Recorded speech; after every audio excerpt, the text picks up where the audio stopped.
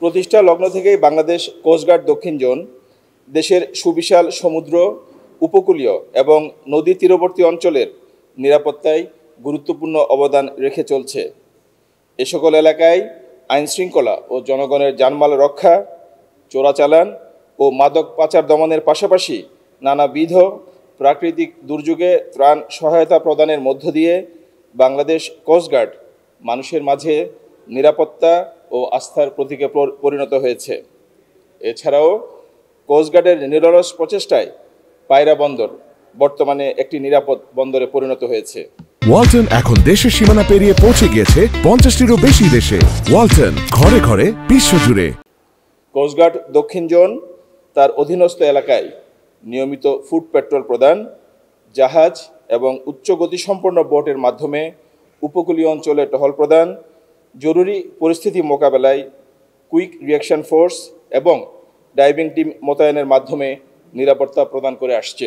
গত 1 মার্চ থেকে 31 জুলাই অর্থাৎ এই 7 মাসে জাটকা নিধন, মা ইলিশ সংরক্ষণ ও মৎস্য সম্পদ রক্ষায় বাংলাদেশ কোস্টগার্ড দক্ষিণ জোন কর্তৃক পরিচালিত অভিযানে প্রায় 4,224 কোটি টাকা মূল্যের 65 কোটি মিটার অবৈধ জাল, 1500টি বেহুন্দি জাল এবং 5,600টি চায়না দুয়ারি জাল জব্দ ও ধ্বংস করা হয়েছে। এছাড়াও প্রায় 23 কোটি 62 লক্ষ টাকা মূল্যের 1,77,000 কেজি জাটকা, 20,000 কেজি ইলিশ মাছ, 31,000 কেজি সামুদ্রিক মাছ, 17,000 কেজি পাঙ্গাস পোনা এবং 6 কোটি 72 লক্ষ পিস চিংড়ির রেণুপোনা জব্দ করা হয়েছে। জব্দকৃত পোনাসমূহ বিভিন্ন নদীতে অবমুক্ত করার মাধ্যমে মাছের বিচরণ পূর্বের তুলনায় বর্তমানে ইতিবাচক পরিবর্তন লক্ষ্য করা যাচ্ছে। সম্প্রতি বাংলাদেশের উপকূলীয় এলাকায় কিছু অসাধু জেলে ও ব্যবসায়ী অধিক মুনাফার আশায় বোটে অবৈধ ট্রলিং গিয়ার এবং কারেন্ট জাল ব্যবহার করে আসছে।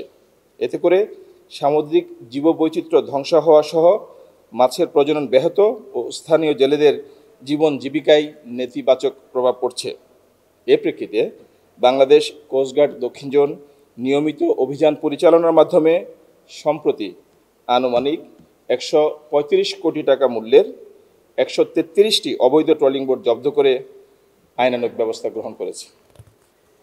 অন্যদিকে কোস্টগার্ড দক্ষিণ জোনের গোয়েন্দা তৎপরতা এবং সার্বক্ষণিক টহল কার্য পরিচালনার মাধ্যমে গত 5 মাসে অর্থাৎ 15 মার্চ 2025 থেকে এ পর্যন্ত 29টি দেশীয় আগ্নেয়াস্ত্র, 48 রাউন্ড তাজা গোলা, 27টি হাতবোমা, 4টি রকেট ফ্লেয়ার, বেশ কিছু দেশীয় ধারালো অস্ত্র এবং 20 লক্ষ টাকা মূল্যের ডাকাতি করা স্বর্ণালঙ্কার অথবা স্বর্ণের প্রলেপযুক্ত অলঙ্কার এবং রূপার অলঙ্কার উদ্ধার সহ 43 জন দুর্ধর্ষ সন্ত্রাসী ও ডাকাতকে আটক করেছে।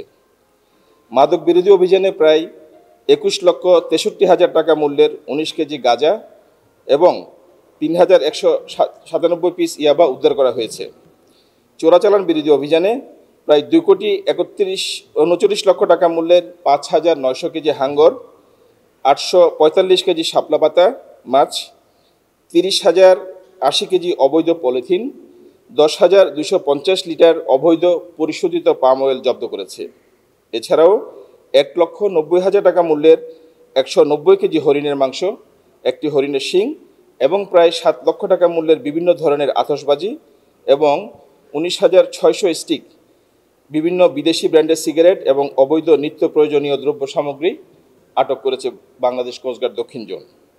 এছাড়াও অবৈধ বালু উত্তোলন রোধে এবং বাংলাদেশ কোস্টগার্ড দক্ষিণ জোন স্থানীয় জনসাধারণের অভিযোগ এবং নিজস্ব গোয়েন্দা তথ্যের ভিত্তিতে নিয়মিত অভিযান পরিচালনার মাধ্যমে গত 6 মাসে 109 কোটি 40 লক্ষ টাকা মূল্যের 70টি ড্রেজার এবং 56টি বাল্কহেড জব্দ করেছে।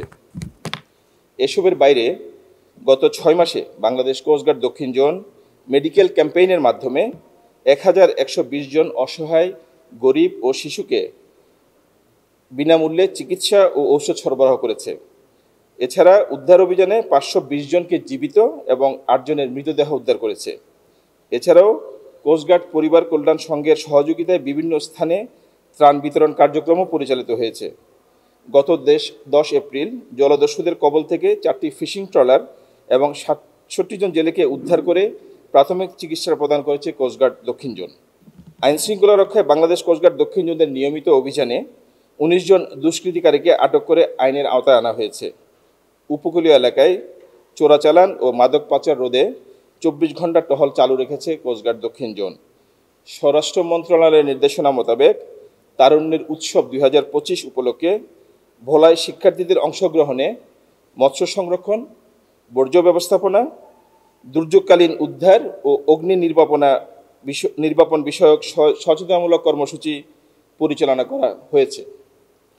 সুনীল অর্থনীতিকে সমৃদ্ধশালী করার লক্ষ্যে সমুদ্র, উপকূলীয় এবং নদী তীরবর্তী অঞ্চলে সার্বক্ষণিক নজরদারি রাখছে বাংলাদেশ কোস্টগার্ড দক্ষিণ জোন।